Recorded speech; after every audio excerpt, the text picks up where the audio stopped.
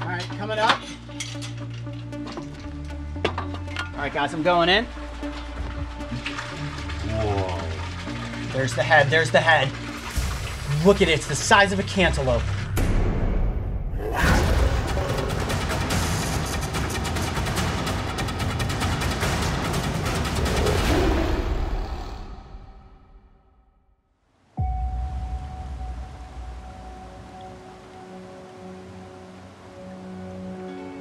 The giant salamander is considered a special national monument by the Japanese government, and for centuries, it has lurked in the shadows of myth and lore. Ranking as the second largest salamander species in the world, they can grow to lengths of nearly 5 feet, classifying them as monstrous in the world of amphibians. The brave wilderness team and I had the incredible honor of working alongside renowned salamander expert Dr. Sumio Okada, and we traveled deep into the wilds of the Tottori Prefecture to find and collect biometric data on these elusive river dragons. Wait, something right here. Right here, we got one, Wow, look at that. Have you ever seen an amphibian of that size? Due to their vulnerable status and strict licensing, only Okada-sensei was allowed to catch and handle the wild specimens. Yet when it comes to giants in captivity, the regulations are a bit more flexible. Today we are visiting the Hanzaki Research Institute of Japan. For over a decade, their mission has been to research and help to ensure the survival of the Japanese giant salamander. In the field, I did my best to learn all I could from Okada-sensei. My diligence toward being a good student in the art of giant salamander research ultimately earned my teacher's trust, and I was given the invitation to assist in the yearly data collection for the Institute's oldest, largest, and most cherished salamander, the great Osanshiro. All right, so Okada-sensei said, wait right here. He's going up there into the enclosure to check on the salamander. Now, this is one of the largest Japanese giant salamanders ever found that is currently on record. He tells me it is absolutely enormous. It's going to dwarf anything that we saw in the field. I'm super excited, I can barely contain myself right now because I'm gonna be able to get hands-on with this animal to help with the measurements. So the role is gonna sort of be reversed here. I'm gonna be collecting the measurements. Okada-sensei is going to be writing them down. Are you guys ready for this? We're going to see one of the largest Japanese giant salamanders ever seen. Let's do it. Let's go. Oh no, he holds the weight right here. Oh. Yeah. Oh, I'm like jumping out of my skin right now. All right, ready? Good. All right. We're ready. Let's do it. Let's do it, guys. Oh, man. You guys nervous? I don't know, I'm excited. Following in the footsteps of my teacher, we ascended a flight of stairs and entered the paddock of this ancient creature. Its fenced and fortified containment area wasn't necessarily designed to keep the salamander in, but instead was designed to keep any potential predators out. Now, Okada-sensei has quarantined the biggest one down in one enclosure for us, so it's easier to find, easier for us to catch and collect the biometric data. So it's in this one. You see it? Oh, right there, look at that. Look, that's its nose sticking out. Whoa, hold on, get a shot, get a shot. That is a giant salamander. All right, so what we're gonna do is actually enter into the enclosure. We'll peel back these boards, gently get the salamander out into the open water. We're gonna have to get it into a net and then up here to collect the biometric data, but we'll spend a couple minutes there inside the enclosure to sort of look at some of its features and just be in awe of what this creature is. Come around like this. All right, I'll let you go in first. I'm gonna leave my pack up here, guys. All right. All right, guys, I'm going in. Okay, careful. Getting into the water. Woo, that is cold. That is some cold water. All right, here, hand me your camera. Oh boy. Here you go, Mario. Woo! Before we get the salamander out of there, let me see if I can get a shot of it with the GoPro just hunkered down here. So it's right under here, right? Here. Okay. Let's try to move really, really slowly so that we don't muddy the water. We want to try to keep it as clear as possible. I'm gonna have to just go, sort of just go blind on this here. And hopefully the camera is picking up the salamander. You can see It's definitely moving backwards. More of the tail's coming out the back. a lot of debris in there. Oh, I see it, you're right. It is starting to come out the back. Well, maybe we're getting a shot. Tough to tell. Oh man, it's big. There it is, it's right there. It's actually backing out the whole thing. Oh my goodness, it is huge. That is just its tail. Its tail is like the size of a canoe paddle. This is the largest amphibian I have ever seen in my life. It's time to reveal the beast. You ready? I do? You do the rocks? Yeah, and you do. I'll get the boards? Okay. Guys, this is something that is done once a year, removing the salamander from the breeding paddock to collect its biometric data. This is a very special day, an incredible honor for all of us to be a part of this process. This is it. Are you ready? This is it, yeah. Try to not disturb this silt. Whoa. Look at that. Are you kidding me? Look at the size of that thing. There's the head, there's the head. Look at it, it's the size of a cantaloupe. Whoa, my goodness, that is a monstrous salamander. It's so much bigger than I thought. Wait, there's two. Yeah, there's a smaller one in here. Smaller one in here, there's another one over here, but that is the big guy. Okada Sensei, so what's the best plan from here? Is it okay for me to go in and bring the salamander around to this side? Yeah, and catch deep net. Okay. Okay, got it, thank you. Now here's a question. Before we get it in the net, can you bring it up here and can I slightly lift it to reveal it for the camera? Yeah. Yeah, okay, before we put it in the net, because once it's in the net, it'll be really hard to see. I'm gonna actually move this smaller one into the next tube here. Come here, buddy. Oh, they're so unique feeling. There you go. You go in here. Oh, wow. This is the first contact I have made with one of these salamanders. It is incredible. Come on, big guy. There we go.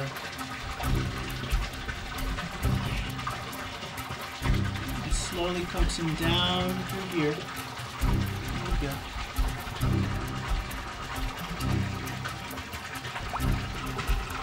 Wow, look at that. An absolute giant. What an ancient creature. A living fossil. This animal is well over 100 years of age.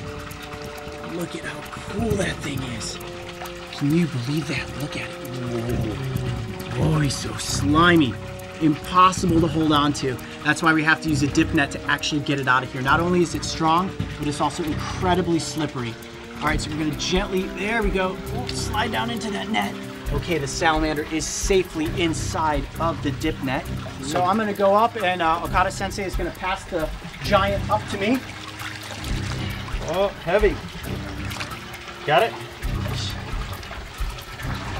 Okay, yep. Whoa. Got him. Yep, good. Whoa, it is strong. It is heavy. Wow. All right, that is me cradling a Japanese giant salamander. Tail first? Head first. Head first. Okay, so that this end opens up. Yeah. Okay. Set it in here. There we go.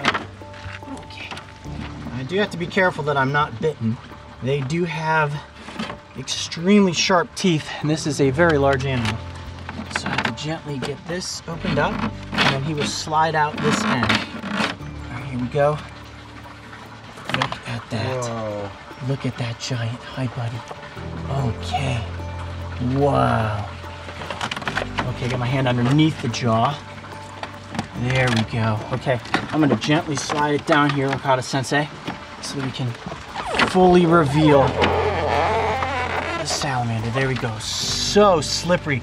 The layer of mucus that coats their bodies it's just like, you see that? It's like snot.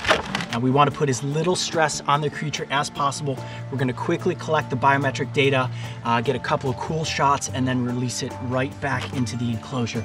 But let's just take 1 second to admire the design of this animal's body. Look at how wide it is. Look at the head. And you know what?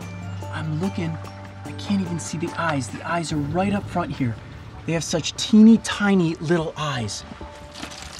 Get a little water out of there. Oh, that's good. Yes, yes, yes. Wow. Its head is bigger than your head. It is. I feel like my entire head could fit inside of its mouth, but that's not a place that you want to find yourself. Look at the tail. Enormous. Absolutely enormous. So much power in this animal, and when I was cradling it as it came up out of the enclosure, you could feel just how strong it truly was. Okay, so the first thing we're gonna end up getting is the total length of the animal. Oh, you hear that noise that it's making? Yeah, like this. It's like a grumbling. Oh, just gonna push that rock, push those rocks down. Okay. Okay, cool. We've kind of got him in a good position to get the total length here. Right there? Okay. We're just gonna go with this here. We are at 49 and a half. 49 and a half is what it appears. In centimeters, that is 126 centimeters. Wow, that is a giant. Okay, so we're not gonna do the snout to vent length. It's too much to put this animal on its back to get that measurement. So the next thing we're gonna do is get the head width and also the tail height, and finally its body weight. We've got some rain rolling in, so we're gonna have to do this quickly, guys. All right, I'm gonna get the tail height first. I wanna do that at the highest point, if possible. It is right at 14. 14 centimeters? 14. 21? 21. All right, head width, 21 centimeters. Absolutely dwarfs the giant that we caught in the field. All right, so the next things to do? Body weight. Body weight. Okay, so how do we get the body weight? To put it in container. Okay, put it inside the blue container and then put that on top of this. Okay, great. So we're putting a little bit of water inside of the container just to keep the salamander hydrated. You don't want its skin to stick to the basin. All right, so we're saying that the weight of the container with the water is 16 kilograms. We will put the salamander inside and then subtract that weight from 16. Coyote, lie down next to it real quick. Yeah, it's almost impossible to comprehend how big this thing is. You're right, unless we get something like a human next to it for scale. Look at that.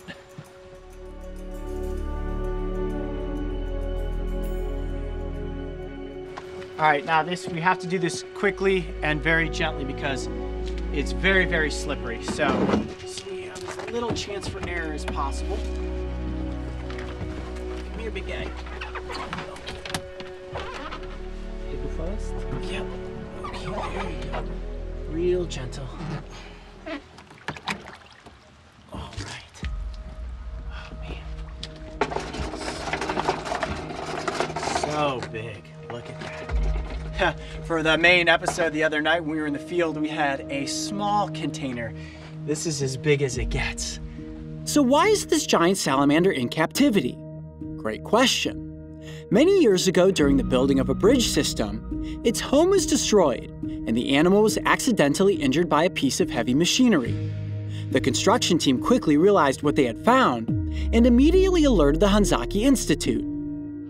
The good news is that the salamander survived. The bad news is that its home was destroyed, and as a displaced animal of this size and stature, it was decided that the great Osanshiro should be kept in captivity. So that just goes to show you guys that even if an animal like this loses an appendage, something like its foot or its toes, it still has the ability to survive against all odds. I mean, this is considered a national treasure right here. When you look at an animal like this and you think to yourself, wow, this has been on the planet longer than most of us, it is certainly something that needs to be preserved, that needs to be cherished and honored. And it's really cool that this salamander is now a part of the breeding program here at the Hanzaki Institute. All right, you guys ready to get the weight? Yep, let's get the weight. Okay, so hands off of the container. We've got it perfectly balanced. Salamander on the scale, and we are at just about 30 kilograms. Remember, we need to take 16 away from that, so 14 kilograms is the weight of this amphibian, an absolute giant. Cannot believe it. Never thought that I would see a salamander of this size. Man. So cool. All right. Cool. Do we want to look at some of its interesting characteristics? Sure, yeah, let's take it back down off of the scale. We've only got a couple more minutes with it, and then we got to get it back into its enclosure.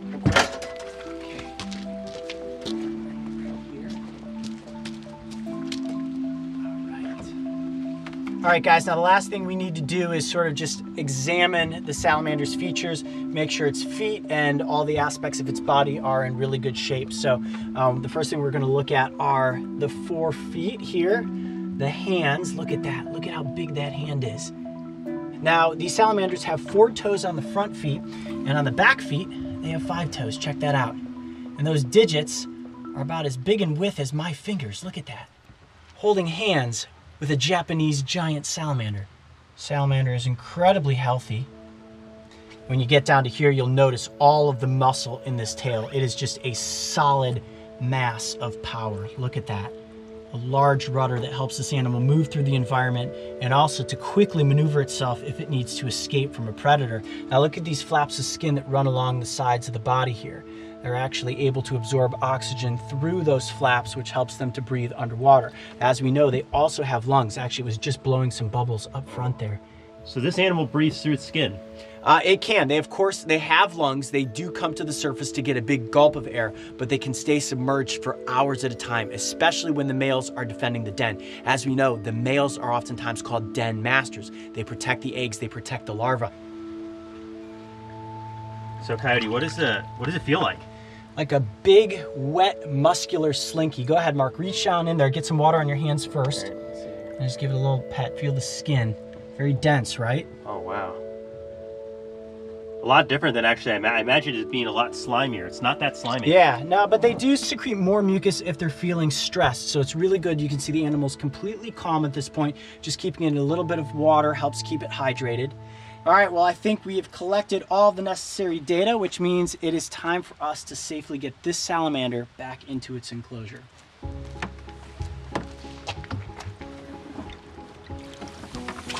All right.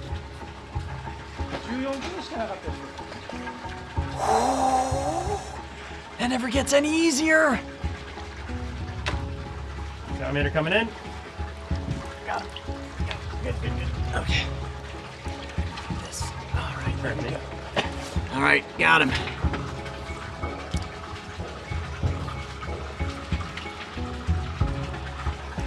There he is. All right. Oh, he's so slippery. Okay, you ready? Yep. Okay. All right, here he goes. Wow. That was cool. Okada Sensei, thank you so much for giving us the chance to get up close with this national treasure.